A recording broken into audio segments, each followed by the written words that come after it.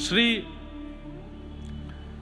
जाम्बती के साथ में हुआ। तीसरा विवाह भगवान का जाम्बती जी के साथ ब्याह हुआ। बड़ी सुंदर कथा है।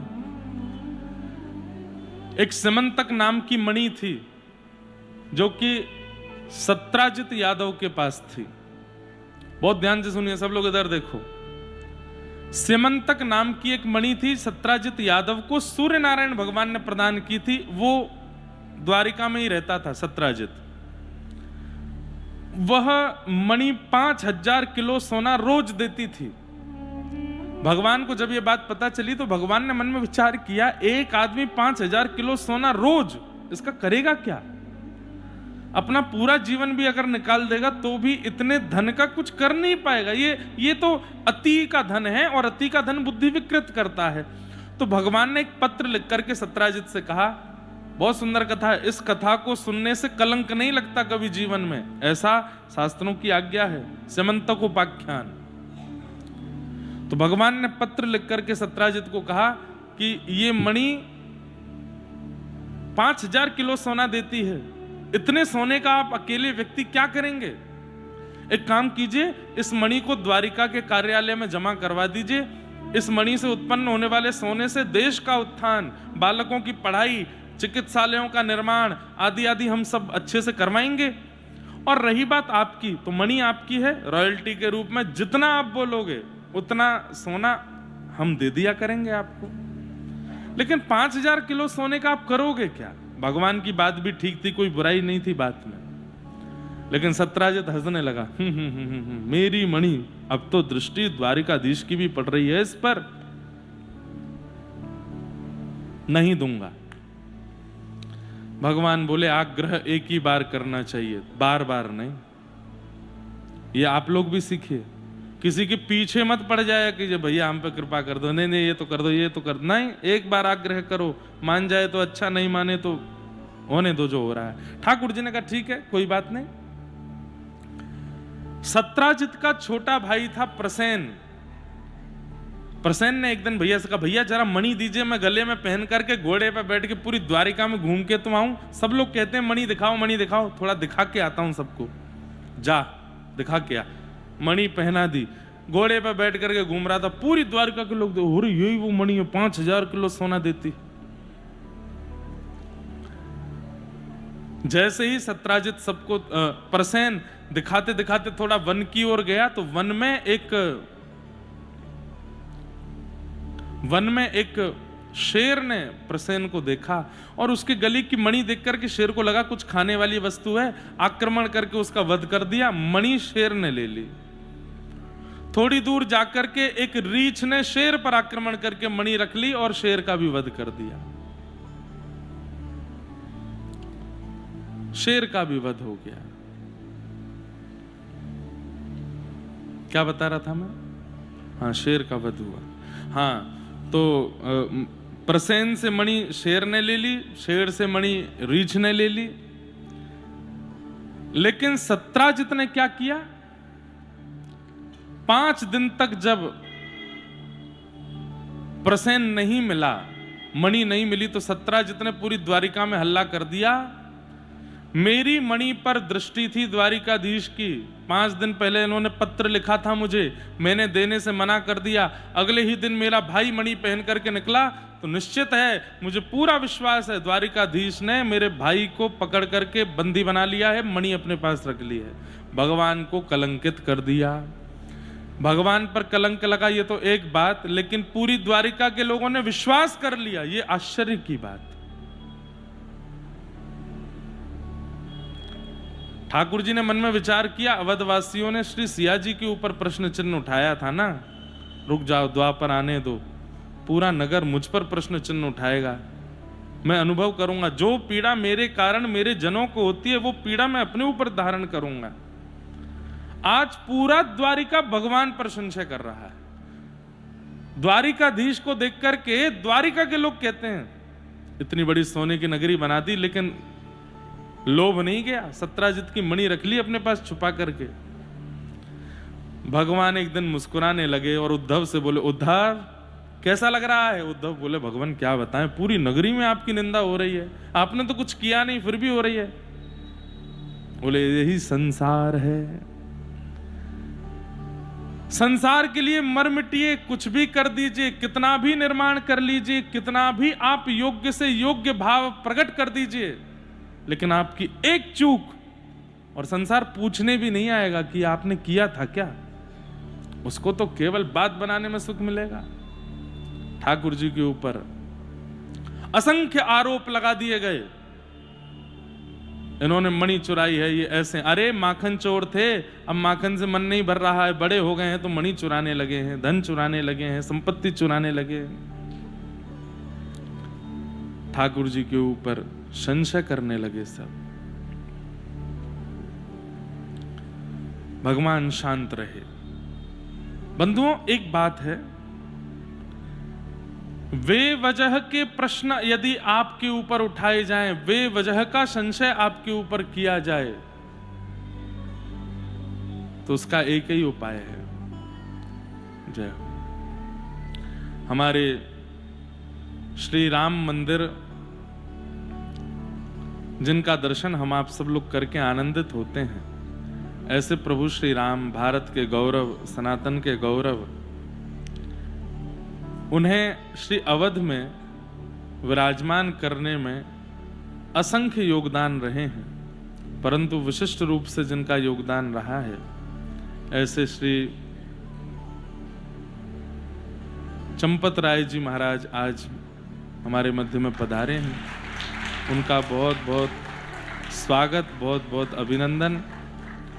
और श्री राम जी से प्रार्थना कि आप ऐसे ही प्रसन्न रहें, श्री राघव जी की सेवा में और उत्थान करते रहें। ठाकुर जी आपको खूब बल प्रदान करें। आज इतने सारे वैष्णवों को राम जी का मधुरतम दर्शन हो रहा है, आपका उसमें बहुत बड़ा योगदान है। ठाकुर जी से प्रार्थना आपको ऐसे ही बल प्रदान करते रहें। तो हम निवेदन कर रहे थे, अपनी बात को पूर्ण करें। स्यमंतक मणि अंतर ध्यान हुई, लेकिन सब लोगों ने संशय किया भगवान के ऊपर।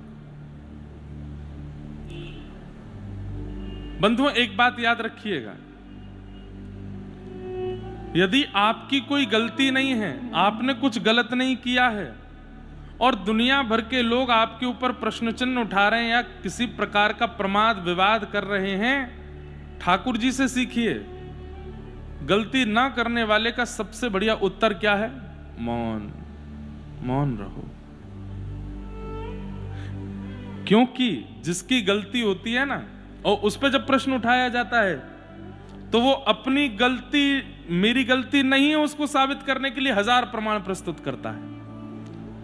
उत्तर सबसे ज्यादा वही देता है, प्रमाण सबसे ज्यादा वही देता है, मचलता सबसे ज्यादा वही है जिसकी गलती होती है। पर जिसकी गलती नहीं है वो प्रसन्न होकर शांत बैठा रहता है। उसको पता है कि मैंने कुछ किया नहीं, ये सब असत्य संभाषण कर रहे हैं, मुझे उत्तर देने की क्या आवश्यकता। ठाकुर जी भी मौन बैठे थे। उद्धव करने दो, देखो तो सही, जिन्होंने मुझे माला पहनाई, जिनकी मेरी वजह से पूरी द्वारिका आज नगरी, यहां सोने की नगरी में रहते हैं सब लोग, लेकिन मेरे प्रति उठने वाले एक प्रश्न पर इन लोगों को बिल्कुल भी चिंता नहीं हुई, संशय करने लगे मेरे ऊपर। ये संसार है, ऐसा ही होता है ये।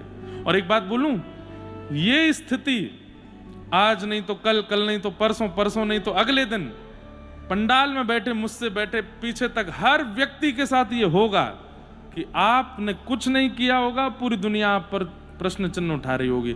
दुनिया की ना भी बात मानो, पत्नी आपके ऊपर संशय कर रही होगी, बच्चे आप पर संशय कर रहे होंगे, परिवार के लोग आप पर संशय कर रहे होंगे। ये संशयात्मक अग्नि सबके जीवन में आती। 5 अग्नि आती हैं जीवन में। एक रोग की अग्नि आती है, रोग ऐसा आता है कि आप विचलित हो जाते हैं। एक अपयश की अग्नि आती है, संसार के लोग आप पर गलत झूठे इल्जाम लगाने लगेंगे। और संसार में अगर आप एक्टिव नहीं हो तो परिवार के लोग, पत्नी, बच्चे, ताऊ, चाचा, पिताजी आदि आदि आदि, ये सब ये आपके ऊपर संशय करेंगे। तो पहली अग्नि जीवन में आती है स्वास्थ्य को लेकर के, मतलब स्वास्थ्य बिगड़ेगा, उससे निकल जाओगे, कुछ समय बाद फिर अपयश की अग्नि आएगी, आपके ऊपर संशय किया जाएगा। तीसरी अग्नि जीवन में आती है धन का लॉस आता है, सबके जीवन में आएगा। एक समय भी ऐसा भी आ सकता है कि आपको ये लगे अरे राम कोई मेरी सहायता ही कर दो, मुझ पे नहीं। चौथी अग्नि आपके जीवन में आएगी, आप विचारों से नकारात्मक हो जाओगे। कोई आपके संग अच्छा कर रहा है लेकिन आपको लगेगा नहीं नहीं ये मेरा भला नहीं चाहता, ये मेरे संग बुराई कर रहा है, चिड़चिड़ापन आ जाएगा। और पांचवी अग्नि आपके जीवन में आएगी, आपके प्रिय ही छोड़ छोड़ करके जाने लगेंगे, मतलब देह त्याग के रूप में या संबंध भेदन के रूप में। ये पंच अग्नि सबको तापनी पड़ती है अपने जीवन में। ठाकुर जी को अपयश कर दिया पूरी द्वारिका में। भगवान ने कहा देखो कोई उत्तर नहीं देना है, लेकिन हां मणि ढूंढेंगे तो सही कि मणि है कहां। भगवान अपनी सेना लेकर के निकल पड़े मणि ढूंढने के लिए। प्रसेन जिस मार्ग से गया था उस मार्ग पर चलते हुए आगे जाकर के देखा शेर मरा पड़ा था। प्रसेन मरा पड़ा था, उस पर शेर के पंजों के निशान थे। शेर को ढूंढा तो शेर मरा पड़ा था, उस पर रीछ के पंजों के निशान थे। रीछ को ढूंढते हुए जब गए तो देखा कि एक गुफा में रीछ जा रहा है। भगवान ने अपनी सेना से कहा सब लोग यहीं रुकना, मैं भीतर जाता हूं, 18 दिन में अगर वापस ना आऊं तो वापस चले जाना। 19 दिन तक भगवान का उस रीछ के साथ युद्ध चलता रहा। सेना तो वापस लौट करके चली गई। 19वें दिन जब उस रीछ की नस नस ढीली पड़ गई, पसीना पसीना हो गया, चरणों में गिर गया व्याकुल होकर के, महाराज क्षमा करिए, कौन है आप? तब भगवान ने कहा हम योगेश्वर कृष्ण हैं, द्वारिकाधीश हैं।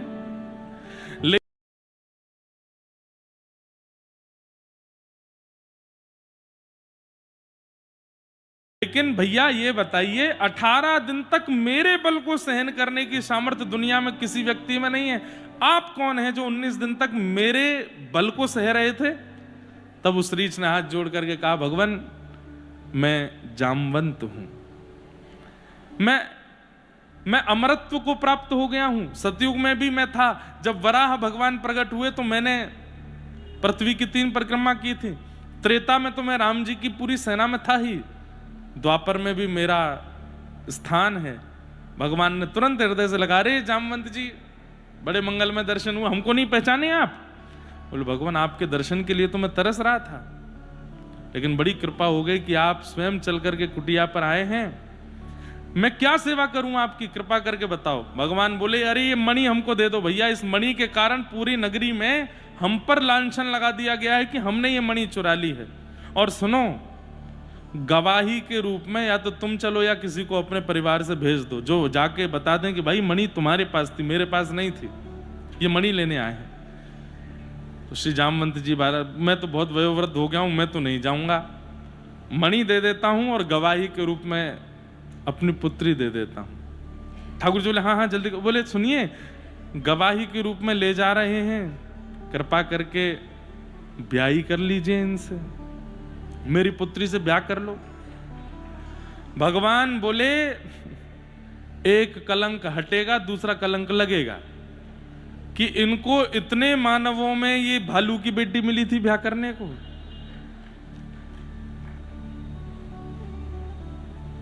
जामवंत जी बोले सुनिए ये मर्यादा वर्यादा आपकी त्रेता में विश्राम हो चुकी हैं, तब आप मर्यादा पुरुषोत्तम थे, अब आप लीला पुरुषोत्तम हो।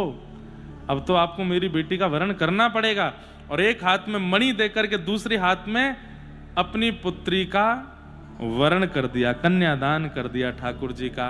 और भगवान का दूसरा विवाह श्री जामवती जी के साथ में हुआ।